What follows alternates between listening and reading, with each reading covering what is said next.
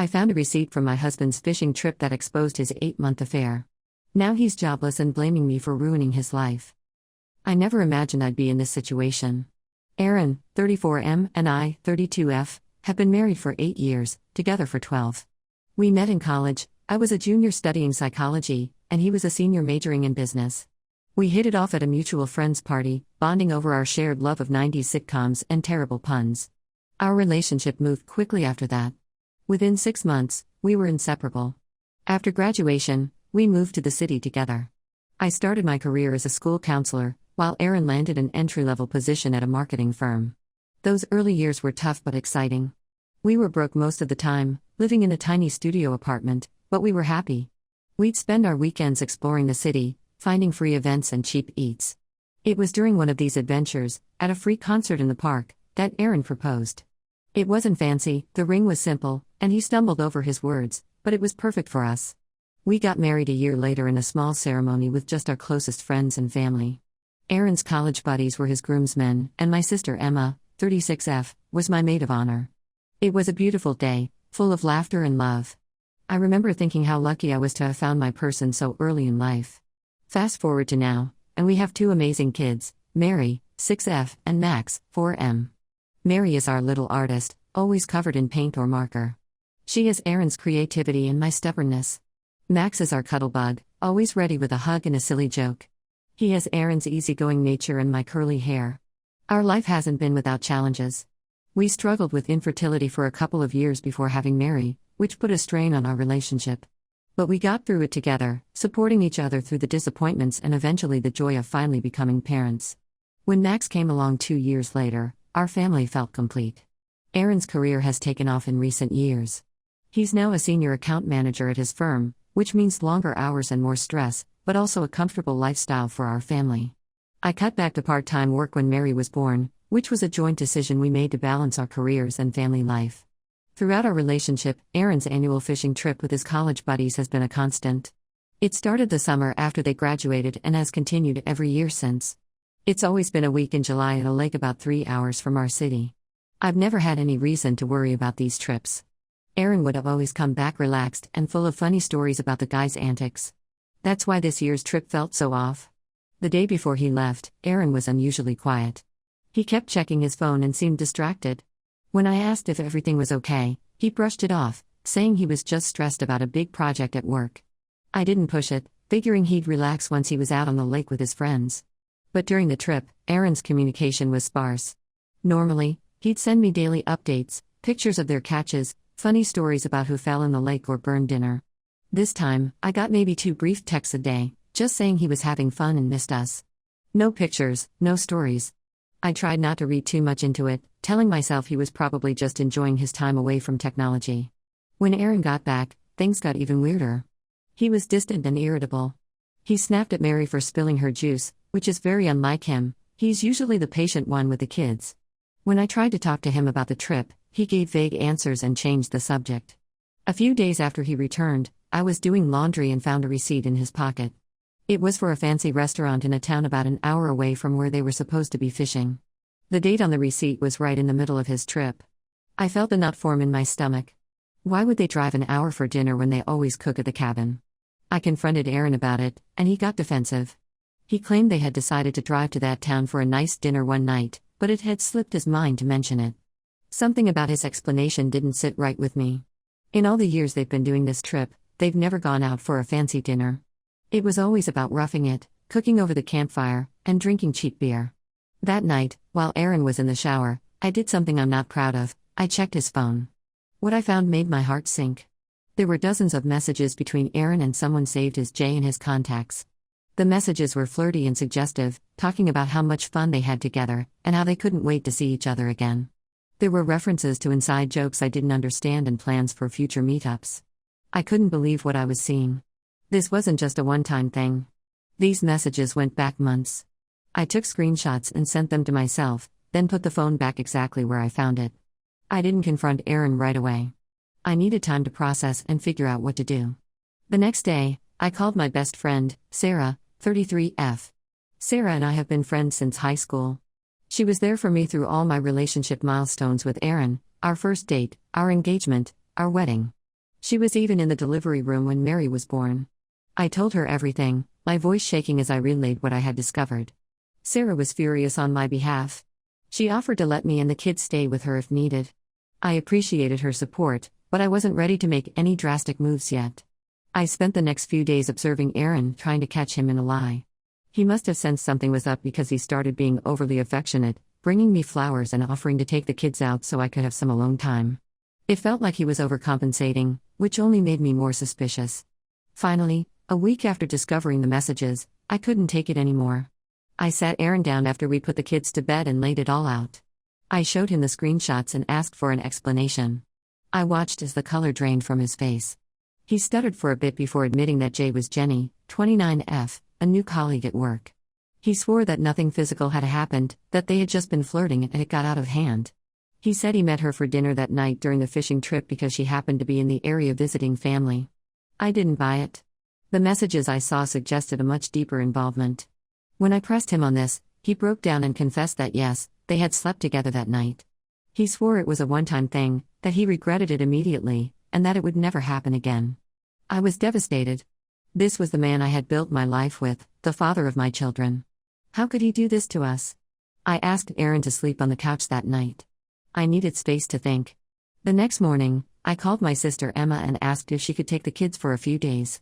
I told her Aaron and I were having some issues and needed time to work things out.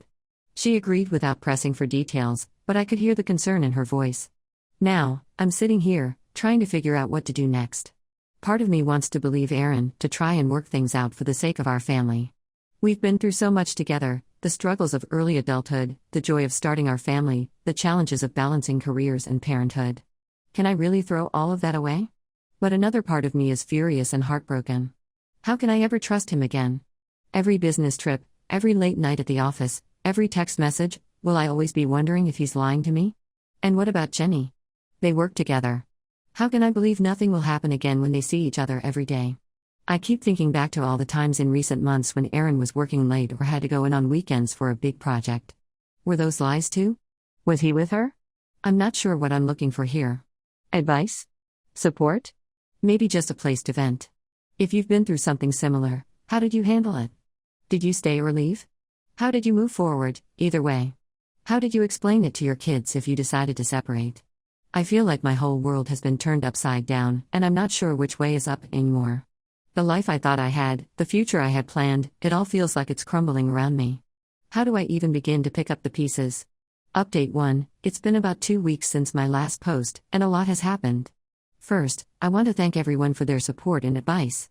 Your comments and messages have been a lifeline during this difficult time. After my initial post, I spent a few days thinking hard about my next steps. I realized that regardless of whether I decided to stay with Aaron or not, I needed to protect myself and my children. So, I made an appointment with a lawyer to understand my rights and options. The lawyer, a kind but no-nonsense woman named Patricia, advised me to gather all our financial documents and make copies. She also suggested I open a separate bank account in my name only. I did both of these things without Aaron's knowledge. It felt sneaky, but Patricia assured me it was a necessary precaution. Going through our financial documents was an eye-opening experience. I discovered several large withdrawals from our joint account over the past few months that I couldn't account for. When I asked Aaron about them, he claimed they were for a surprise he was planning for our upcoming anniversary. Given everything that had happened, I found this hard to believe. During this time, Aaron was trying hard to make amends. He was being extra attentive, offering to do all the housework, and constantly asking what he could do to fix things. But every time I looked at him, all I could see was his betrayal. The man who had been my rock for over a decade now felt like a stranger. About a week after my post, I decided to do some digging. I used the phone number I had for Jay and did a reverse lookup online. It led me to Jenny's social media profiles. There were several photos of Jenny at various work events over the past 6 months. Aaron was in many of these photos, always standing close to Jenny, often with his arm around her. In one photo from 3 months ago, they were at a bar, and Aaron wasn't wearing his wedding ring. I also found comments from Jenny on Aaron's posts going back almost a year, all flirty and suggestive. It was clear that this wasn't a one-time thing as Aaron had claimed. This had been going on for months. As I scrolled through the photos and comments, memories from the past year started to take on new meanings. The night Aaron missed Max's preschool play because of a work emergency, was he really with Jenny? The weekend business trip that got extended at the last minute, was that a lie too? It felt like every happy memory from the past year was now tainted with doubt. Armed with this new information, I confronted Aaron again. At first, he tried to downplay it, saying they were just work friends and the photos didn't mean anything. But when I showed him the photo without his wedding ring, he crumbled. Aaron confessed that he and Jenny had been having an affair for the past 8 months. It started as innocent flirting at work, then escalated to drinks after work, and finally became physical about 6 months ago. The fishing trip was just the latest in a series of meetups they had arranged. I was beyond furious. Not only had Aaron cheated, but he had lied to my face repeatedly, even when given the chance to come clean. I told him to pack a bag and leave. He begged and pleaded, promising to end things with Jenny and go to couples counseling. But I stood firm. I needed him out of the house. Aaron left to stay with his brother. I called Emma and asked her to bring the kids home. When they arrived, I sat them down and explained, in age-appropriate terms, that Daddy had done something that hurt Mommy very much, and he needed to live somewhere else for a while. Mary cried, asking if it was her fault, which broke my heart. Max seemed confused but was more concerned about whether he could still have his playdate with his best friend the next day. I did my best to reassure them that both Daddy and I still loved them very much, and that none of this was their fault. The next day, I went back to Patricia and started the process of filing for divorce. It wasn't an easy decision, but I knew I could never trust Aaron again. The level of deception, carried out over months, was too much to come back from. Patricia is helping me figure out custody arrangements and division of assets. I also reached out to HR at Aaron's company to inform them of the situation. I'm not sure what, if any, action they'll take, but I felt they should know about the inappropriate relationship between coworkers. Telling our friends and family was one of the hardest parts. Most have been supportive, although some were shocked. We were always the couple that seemed to have it all together. Aaron's parents are upset and have been pressuring me to give him another chance for the sake of the children. I had to firmly tell them that my decision was final and ask them to respect that. Right now, I'm focusing on taking care of myself and the kids. I've started seeing a therapist to help me process everything. She's been helping me work through my anger and grief, and giving me tools to support the kids through this transition. Financially, things are tight. I'm back to working full-time, which means juggling work and single parenthood. It's exhausting, but also empowering in a way. I'm rediscovering parts of myself that had taken a backseat during my marriage. I'm still angry and hurt, but I'm also starting to feel a sense of relief. The uncertainty is gone, and I know what I need to do now. It's going to be a long road, but I'm determined to come out stronger on the other side. For now, I'm taking it one day at a time, focusing on healing and being the best mom I can be for Mary and Max. Update 2. It's been about a month since my last update, and things have been intense, to say the least. The divorce proceedings are underway. Aaron initially tried to contest it, but after I showed him all the evidence I had gathered, including those social media posts, he realized he didn't have a leg to stand on. We're now working on hammering out the details of asset division and custody arrangements. Speaking of custody, that's been one of the hardest parts. We've agreed on joint custody for now, with the kids staying with me during the week and with Aaron every other weekend. The first few handoffs were awkward and tense. Mary has been having a hard time with the changes and has been acting out at school. Her teacher called me in for a conference last week because Mary had a meltdown in class when another kid mentioned their parents were getting divorced. We've started her in therapy to help her cope. Max, on the other hand, seems to be adjusting better, though he's become very clingy when it's time for Aaron to pick them up. On the work front, things took an unexpected turn. Aaron lost his job.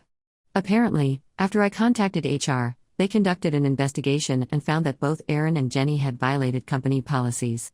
They were both let go. Aaron was furious about this and blamed me for ruining his life. We had a heated argument where I reminded him that he did that all on his own. It was the first time I've ever seen Aaron truly angry, and it was honestly a bit scary. Aaron's job loss has had significant financial implications for us. With his income gone, I can't afford to keep our house. I'm in the process of selling it and looking for a smaller place for me and the kids. It's stressful, but I'm trying to see it as a fresh start. The kids are upset about leaving the only home they've known, especially Mary. I've been trying to get them excited about the move by involving them in the house hunting process and letting them have a say in how we'll decorate their new rooms. My friends and family have been incredibly supportive. Sarah has been coming over regularly to help with the kids and just to provide moral support. She's been a godsend, especially on the days when everything feels overwhelming. Emma has been a rock, always available to listen when I need to vent. She's also been helping me navigate the legal aspects of the divorce, as she went through one herself a few years ago. I ran into Jenny at the grocery store last week. It was uncomfortable, to say the least. She tried to apologize, saying she never meant to hurt anyone. I told her that intentions don't matter when the result is a broken family, and walked away. It felt good to say my piece and leave her standing there. Later, I found out from a mutual acquaintance that Jenny has been telling people that Aaron had told her he was separated when they started their affair. I don't know if that's true or not, but at this point, it doesn't really matter. Aaron's parents are still giving me a hard time. They've been telling the kids that mommy is being mean to daddy and that's why he can't live with us anymore. I've had to have several conversations with the kids to counteract this narrative. It's exhausting and infuriating. I finally had to tell Aaron that if his parents didn't stop, I would have to reconsider letting them see the kids unsupervised. On a more positive note, I've started taking a yoga class twice a week. It's been great for managing stress and giving me some much-needed me time. I've also joined a support group for divorced parents, which has been helpful in navigating this new reality. It's comforting to know I'm not alone in this journey, and hearing others' stories has given me perspective on my own situation. There are still tough days where I feel overwhelmed by it all. Last week, I had a mini breakdown when I realized I had to figure out how to fix a leaky faucet, something Aaron always handled. But there are also days where I feel strong and confident in my decision. I'm learning to take it one day at a time and to celebrate small victories, like successfully assembling a bookshelf for Mary's room all by myself. As for Aaron, he's found a new job, though it's a step down from his previous position. He seems to be struggling with the reality of our situation. Sometimes he's cooperative and focused on the kids, other times he's bitter and difficult to deal with. I'm trying to maintain a civil relationship for the sake of our children, but it's challenging. For now, I'm focused on creating a stable, loving environment for Mary and Max. They're my priority, and seeing their resilience in the face of all these changes gives me strength. We're slowly finding our new normal, and while it's not always easy, I'm hopeful for our future. Update 3. It's been 3 months since my last update, and 6 months since this whole ordeal began. A lot has changed, and I'm finally starting to feel like I'm finding my feet in this new life. The divorce was finalized last month. It was a surreal experience, sitting in that courtroom and officially ending my marriage. But it also felt like closing a chapter and being able to truly move forward. The judge approved our custody arrangement and asset division. It wasn't a perfect outcome for either of us, but it was fair. I've moved into a new apartment with the kids. It's smaller than our old house, but it's in a great school district and has a nice little park nearby. The kids seem to be adjusting well to the new space. We've made it a project to decorate their rooms exactly how they want, which has helped them feel more at home. Mary chose a space theme for her room, while Max went for a dinosaur motif. Mary is doing much better. The therapy has really helped her process her emotions, and her acting out at school has decreased significantly. Her teacher recently told me that she's back to her old self, participating in class and playing with her friends again. Max, being younger, seems to have adapted more easily, although he still sometimes asks when Daddy is coming home to stay. These moments are tough, but I'm getting better at explaining things in a way he can understand. Aaron and I have managed to establish a more civil co-parenting relationship. It's not friendly, but we're able to communicate about the kids without it turning into an argument. He's been consistent with his visitations and child support payments, which I'm grateful for. We've even managed to attend a few of Mary's school events together without any drama. On the work front, I got a promotion at work. With everything going on in my personal life, I threw myself into my job, and it paid off. I'm now heading up a new counseling program at the school. The increased income has been a huge help in managing the new financial reality of being a single mom. I've started dating again, very casually. Just coffee dates here and there. It feels strange and exciting at the same time. I'm not looking for anything serious right now, but it's nice to be reminded that there's life after divorce. Sarah set me up with a friend of hers, and while there wasn't a romantic spark, we had a nice time and I felt proud of myself for putting myself out there. Aaron, from what I hear from mutual friends, is still single. Apparently, things with Jenny fizzled out quickly after they both lost their jobs. He's working at a new company now, in a slightly lower position than he had before. I try not to focus too much on what he's doing, but it's hard when the kids come home from his place and share bits of information. Looking back over the past 6 months, I'm amazed at how much has changed. There were moments when I thought I wouldn't be able to get through this, but here I am. I'm proud of myself for staying strong for my kids and for not compromising my self-respect. To anyone going through something similar, I want to say, it gets better. It's not easy, and there will be tough days, but you're stronger than you think. Don't be afraid to lean on your support system and to put yourself first sometimes. As for me, I'm looking forward to the future for the first time in a long while. I don't know what it holds, but I know I'll face it with the strength and resilience I've discovered in myself through this journey.